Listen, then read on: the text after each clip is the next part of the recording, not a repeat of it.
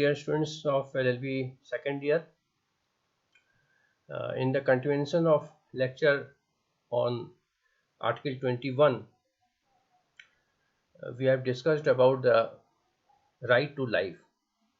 जैसा कि आप सुन चुके हैं, पिछले लेक्चर में हमने आर्टिकल 21 में राइट टू लाइफ का क्या मीनिंग है इसकी चर्चा कर रहे थे, और उस क्रम में मैंने केस लॉ स्टडी करी थी और एक टॉपिक डिस्कस किया था जिसमें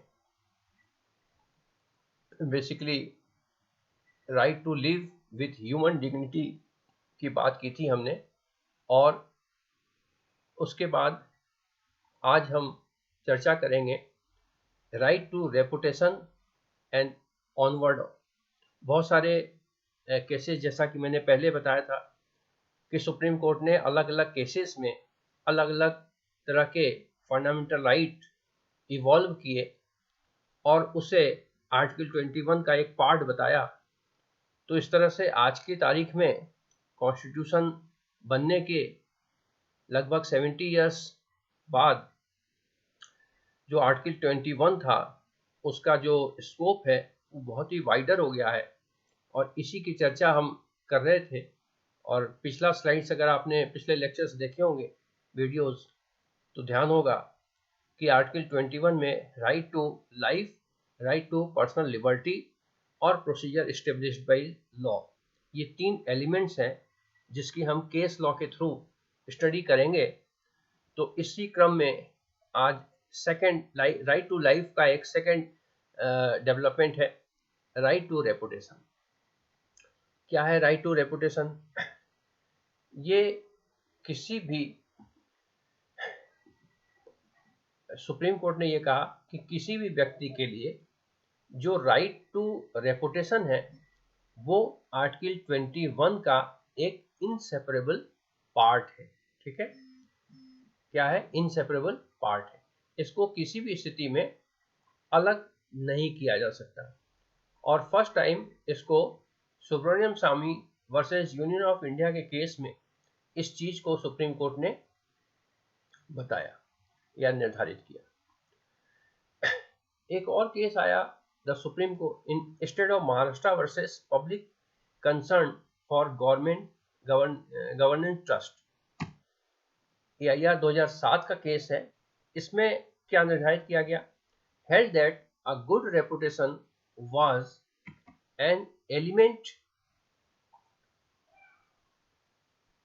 of personal security and was protected by the constitution equally with the right to enjoyment of life, liberty and property। तो जिस तरह से आर्टिकल 21 में राइट टू लाइफ, लिबर्टी और प्रॉपर्टी को सुरक्षित किया गया है, उसी तरह से जो रेपुटेशन है वो भी सिक्योर है कॉन्स्टिट्यूशन के माध्यम से, और ये ऐसा सुप्रीम कोर्ट ने निर्धारित किया। अब चलते हैं एक अगले जजमेंट की तरफ, जिसमें राइट टू लिवलीहुड को डिसाइड किया सुप्रीम कोर्ट ने। ये बहुत ही फेमस केस है और कॉम्पिटिटिव एग्जाम की तैयारी करें तो उसमें अक्सर ये पूछा जाता है। Olga Tellis versus Bombay municipal corporation. जैसा कि मैंने पहले भी कहा था कि फैक्ट्स की चर्चा हम यहाँ पे नहीं कर रहे हैं, क्योंकि फैक्ट्स की चर्चा करने से ये केस वीडियो बहुत लंबा हो जाएगा। तो केस को अगर आप गूगल पे सर्च करेंगे तो इसके केस के फैक्ट्स आपको मिल जाएंगे, और अगर लाइव क्लासेस चलनी शुरू हो जाएगी तो फिर इसकी चर्चा अलग से कर लेंगे।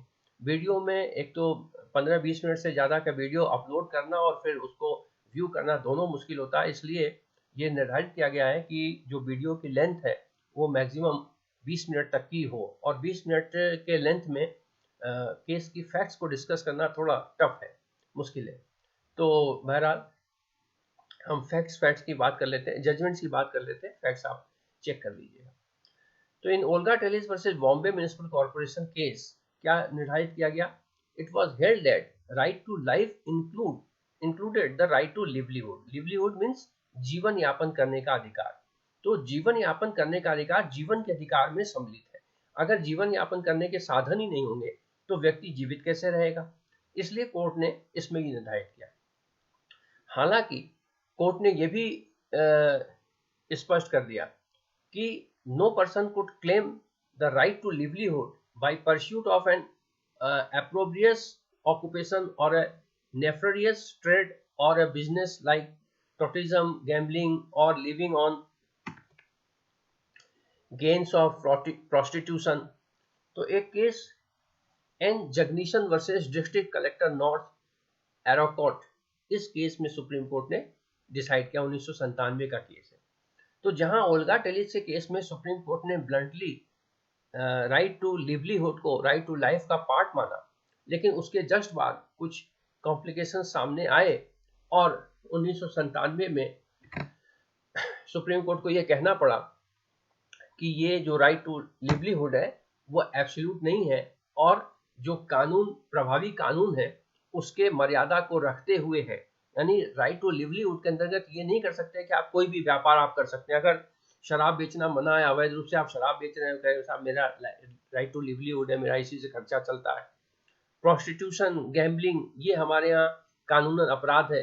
अब आप कहें कि साहब हमारे पास इसका कोई साधन नहीं है, यही मेरे जीविका का साधन है, तो इट इज नॉट जस्टिफाइड। तो राइट टू लिवलीहुड तो है, लेकिन राइट टू लिवलीहुड के तौर पर आपको ऐसे अवैधानिक कार्य करने की छूट नहीं मिल सकती है किसी भी व्यक्ति को। इसी तरह से कुछ केसेस बाद में और आए, जिसमें एक में कहा कि removal of encroachment on footpath और pavement if done according to fair, just and reasonable procedure has been held not violative of article 21। यानी अगर जो फुटपाथ्स है या जो लिमिटेड एरिया, जो रिजर्व एरिया है, या तो इस तरह के एरिया में जो एनक्रोचमेंट किए हुए हैं उनका अगर रिमूवल किया जाता है और वो रिमूवल फेयर एंड जस्ट है और रीजनेबल प्रोसीजर के थ्रू है, तो ऐसा रिमूवल आर्टिकल 21 का वायलेशन नहीं करता है। Likewise, the removal of bunks and kiosks located within the hospital premise of other medical institution of their removal from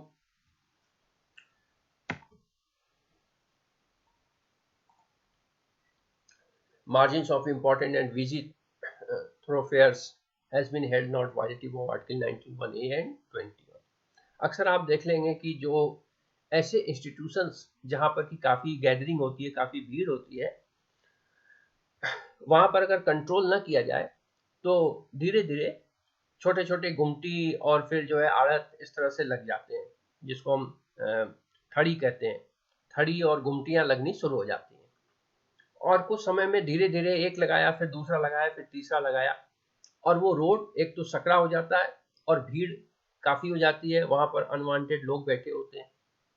तो ऐसी स्थिति में मान लीजिए ऐसा कुछ हॉस्पिटल के आगे हो और इमरजेंसी में किसी को लाना पड़े, ले जाना पड़े, तो पता चला कि हॉस्पिटल में एंटर करने के लिए उसे जगह ही नहीं बच रहा है, उसे काफी पहले से हॉर्न बजाना पड़ता है।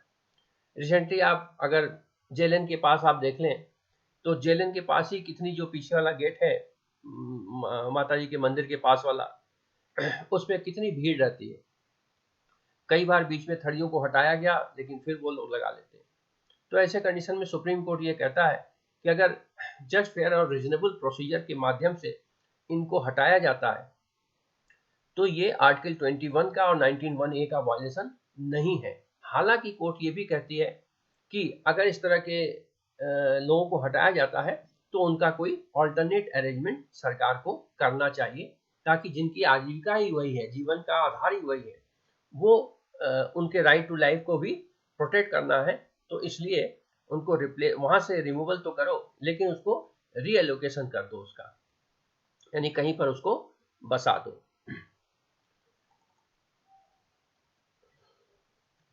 एक बहुत ही फेमस एक्ट भी आ चुका है, और ये आपको पता होगा, sexual harassment of women at work place. यानी कामकाजी महिलाओं के लिए पहले कार्यस्थल पर सेक्सुअल हैरेसमेंट के बहुत सारे केसेस आते थे।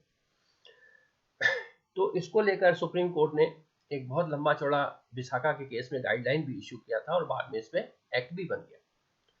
तो sexual harassment apart from being a dehumanising act, इसको सुप्रीम कोर्ट ने बहुत ही गंभीर माना और इसको मानवता के खिलाफ एक कार्य माना। Is an unlawful instructions intrusion on the right to right of privacy and sanctity of female. तो अगर कोई सेक्सुअल हैरेसमेंट, सेक्सुअल वायलेंस हो रहा है कहीं पर, तो ये एक महिला के एक तो सैंक्टिटी के खिलाफ है, उसकी जो सम्मान है उसके खिलाफ है, और साथ में साथ उसकी निजी राइट टू प्राइवेसी यानी राइट टू जो निजता का अधिकार है उसका भी वायलेशन है। तो इसलिए ये एक गंभीर प्रकृति का कार्य माना जाता है। और इसीलिए सुप्रीम कोर्ट ने ये डिसाइड किया कि it is a serious blow to her supreme honour and offend her self esteem and dignity. तो इस तरह के काम क्या करते हैं, उसकी जो सेल्फ स्टीम है, उसका जो आत्म सम्मान है, उसकी जो मान सम्मान है, उसका ये एक तरह से हनन करता है। It's a crime against entire society. ये केवल उस महिला के प्रति ही क्राइम नहीं है, बल्कि ये क्राइम एंटायर सोसाइटी, पूरे समाज के प्रति ये अपराध है, और ये जो मानव है उसके मूल अधिकारों के खिलाफ है। तो इसलिए इसके बारे में सोचना बहुत ही आवश्यक है। और एक केस, पहले भी केसेस आए हैं, लेकिन मैंने एक केस साइट किया है, apparel export promotion council versus A Chopra, 99 का केस है। The supreme court took a serious note of the incident of sexual harassment of women at work place. तो कार्यस्थल पर महिलाओं के प्रति जो एक तरह से उत्पीड़न है, उस पर सुप्रीम कोर्ट ने बहुत ही गंभीरता से लिया उसको, और such an incident the court said resulted in violation of fundamental right to gender equality. और इसको जेंडर इक्वालिटी से भी जोड़ा कि अगर इस तरह की कार्यवाही की जाती है तो ये जो है, जो जेंडर इक्वालिटी है, लिंग समानता है, उसके भी विरुद्ध है, और साथ ही साथ लाइफ एंड लिबर्टी के विरुद्ध तो है ही। तो ये फंडामेंटल राइट, जो लाइफ एंड लिबर्टी का फंडामेंटल राइट है, उसको वायलेट करता है, तो इसको रोका जाना चाहिए। नेक्स्ट है एक right to shelter. Right to shelter का मतलब है कि हर व्यक्ति को उसको एक छत मुहैया कराया जाएगा। पहले ये सरकार की पॉलिसीज में होते थे, ये फंडामेंटल राइट नहीं था, लेकिन सुप्रीम कोर्ट ने एक केस में राइट टू शेल्टर को एक तरह से फंडामेंटल राइट डिक्लेयर कर दिया, और आर्टिकल 21 के राइट टू लाइफ के अंतर्गत माना। केस क्या था, यूपी आवास विकास परिषद versus friends corporation housing society limited 1996 का ये केस है। The right to shelter has been held to be a fundamental right which springs from right to residence secured in Article 19(1)(a) and right to life guaranteed by 21। तो जो right to shelter है, यानी आवरण का अधिकार, basically इसको अगर कहें तो हिंदी में, लेकिन इसका जो प्रचलित अर्थ है वो एक घर या आवास या छत से लगाया जाता है। तो इसे सुप्रीम कोर्ट ने इस यूपी आवास विकास परिषद के केस में आर्टिकल 21 और 19(1)(a) के अंतर्गत माना। एक केस चमेली Singh versus state of UP का भी है, 96 का ही है, जैसा कि आप देख रहे हैं स्लाइड्स पर। Supreme Court emphasise on the importance of the right to shelter. तो एक राइट टू शेल्टर या घर या छत या आवास का इम्पोर्टेंस क्या है, इस पर सुप्रीम कोर्ट ने बड़ा जोर दिया, और उन्होंने कहा कि एक सिविलाइज्ड सोसाइटी में ये बहुत ही जरूरी है किसी के भी विकास के लिए। और ये किस प्रकार से विकास करता है? The court said that shelter for a human being is not mere protection of his life and limb, but it is a home where he has opportunity to grow physically, mentally, intellectually and spiritually. तो वो supreme court ये कहते हैं कि जो घर का concept है या जो शेल्टर का कंसेप्ट है, वो केवल इसलिए नहीं है कि व्यक्ति की सुरक्षा होती है, बल्कि इसलिए भी है कि एक व्यक्ति अपने घर में सुरक्षित तो महसूस करता ही है, साथ ही साथ वो फिजिकली, मेंटली यानी दैहिक रूप से, मानसिक रूप से और बौद्धिक रूप से और आध्यात्मिक रूप से वो अपना विकास कर पाता है। तो इसलिए भी राइट टू शेल्टर बहुत जरूरी है। और जैसा कि आप, हर आदमी एक्चुअली फील करता है कि जिस घर में आप लगातार रह रहे हैं उस घर में आपको बड़ा सुकून मिलता है। अगर आप 2 दिन के लिए कहीं बाहर जाते हैं तो रास्ते में ट्रैवलिंग और होटल और ये और वो वहां पे जाना, और फिर जब 2-3 दिन के बाद हम लौट के आते हैं और जिस कमरे में रेगुलर रहते हैं वहां आने के बाद एक बड़ा अजीब सा मानसिक सुकून मिलता है। तो इसलिए सुप्रीम कोर्ट ने इसको ऑब्जर्व किया कि राइट टू शेल्टर जो है वो एक ओवरऑल डेवलपमेंट के लिए बहुत ही जरूरी है, और इसलिए ये फंडामेंटल राइट है, आर्टिकल 21 का एक पार्ट है। Right to live in pollution free environment. तो कैसे कैसे डेवलपमेंट हो रहे हैं, पहले तो लिवलीहुड को फंडामेंटल राइट बनाया गया, ठीक है, उसके राइट टू शेल्टर को बनाया गया, अब ये कहा गया कि नहीं, पॉल्यूशन फ्री एनवायरमेंट भी जरूरी है। तो एमसी मेहता का केस आपने पढ़ा होगा, वैसे बहुत सारे केसेस एमसी मेहता के हैं, और पब्लिक इंटरेस्ट लिटिगेशन के थ्रू रिवाइवल करने में, डेवलपमेंट करने में, लोगों के राइट्स प्रोवाइड कराने में एमसी मेहता का बड़ा योगदान है। बहुत सारे केसेस इनके हैं। In case of MC Mehta versus Union of India 1987 के केस में the court held that clean surrounding leads to a healthy body and healthy mind। तो जो साफ सुथरा वातावरण है वो आदमी के स्वस्थ शरीर और स्वस्थ स्वास्थ्य के लिए, स्वस्थ शरीर और स्वस्थ मस्तिष्क के लिए बहुत ही आवश्यक है।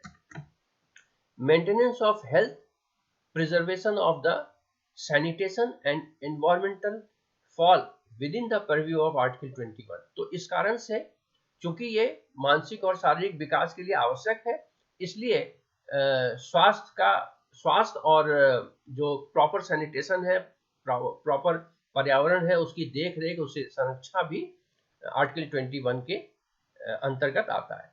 अच्छा, ये सारी चीजें आपको बार बार इस बात को ध्यान रखना होगा कि मैन विथ डिग्निटी, उससे ये निकल के आ रहा है, एक डिग्निफाइड लाइफ के लिए क्या चीजें आवश्यक है।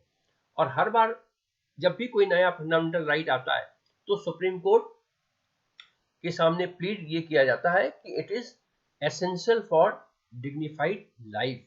अभी तो हमने मेनका गांधी का केस डिस्कस नहीं किया है, लेकिन मेनका गांधी के केस में राइट टू लाइफ के समय मैंने डिस्कस किया था।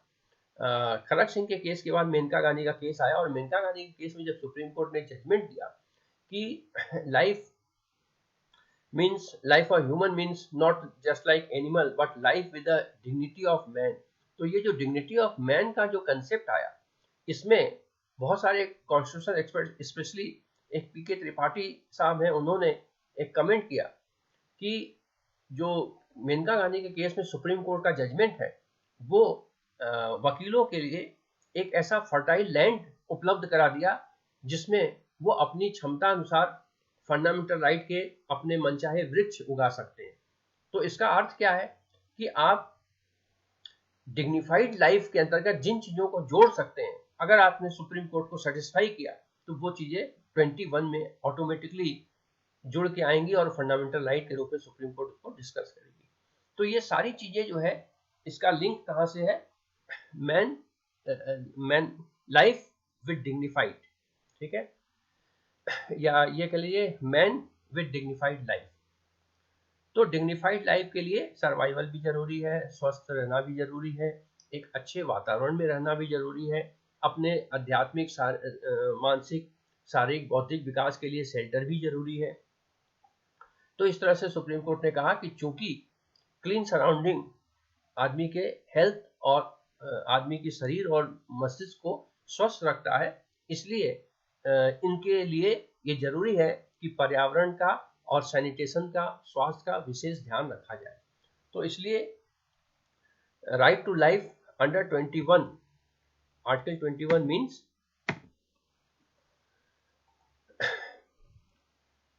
a life of dignity to be lived in a proper environment free from danger of disease and infection was held earlier in case of Ratlam municipality versus Birdi Chand।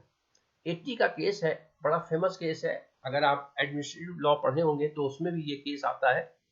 1980 में Ratlam municipality के case में supreme Court ने एक comment किया था, judgement में ये कहा था, हालांकि ये फंडामेंटल राइट का इन्फोर्समेंट इसमें नहीं हुआ था, ये बेसिकली मैंडमस के ऊपर था ये जजमेंट, लेकिन इसमें जो कोटिंग की गई है उसको यहाँ पे राइटर ने कोट किया है। ये जो नोट्स आप देख रहे हैं ये बेसिकली नरेंद्र कुमार की कॉन्स्टिट्यूशन के बुक से लिया गया है। तो वहाँ बुक के राइटर ने इस लाइन को कोट किया जिसमें सुप्रीम कोर्ट ने ये कहा था कि व्यक्ति का ये अधिकार है कि वो प्रॉपर एनवायरनमेंट में रहे और वो ऐसा एनवायरनमेंट हो जो कि डिजीज यानी किसी तरह की बीमारी के खतरे से और उसको किसी तरह का इन्फेक्शन होने से बचाव करे। तो ऐसे एनवायरनमेंट के लिए जरूरी क्या है कि नगर निगम ध्यान रखे, टाइम टाइम से वो छिड़काव कराए, मच्छरों को मारने वाली दवाइयाँ डलवाए, नालियों की सफाई करावे, ये सारी चीजें वो करावे।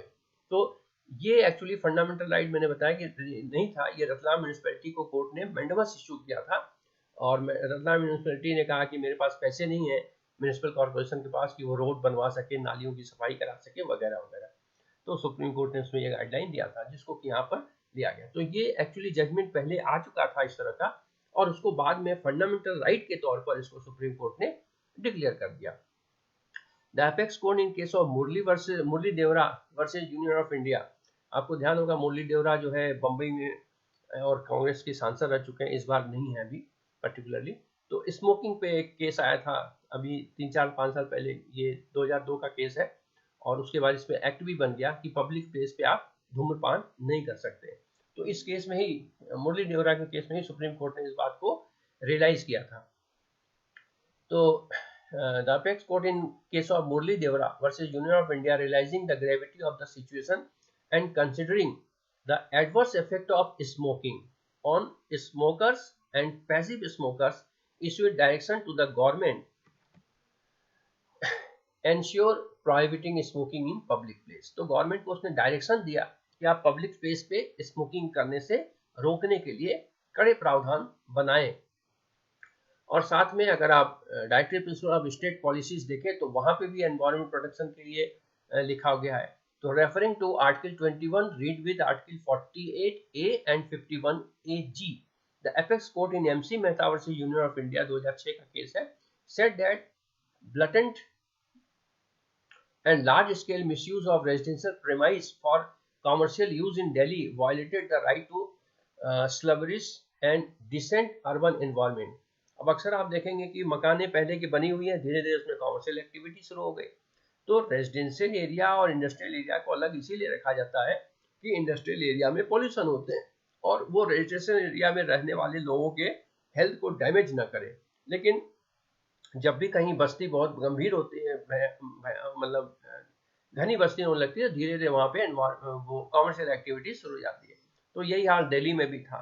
फिर 2006 के जजमेंट के माध्यम से रोक लगाई गई, उसमें बहुत सारे इंडस्ट्रीज जो है वो दिल्ली के से बाहर निकल के एनसीआर में लगे।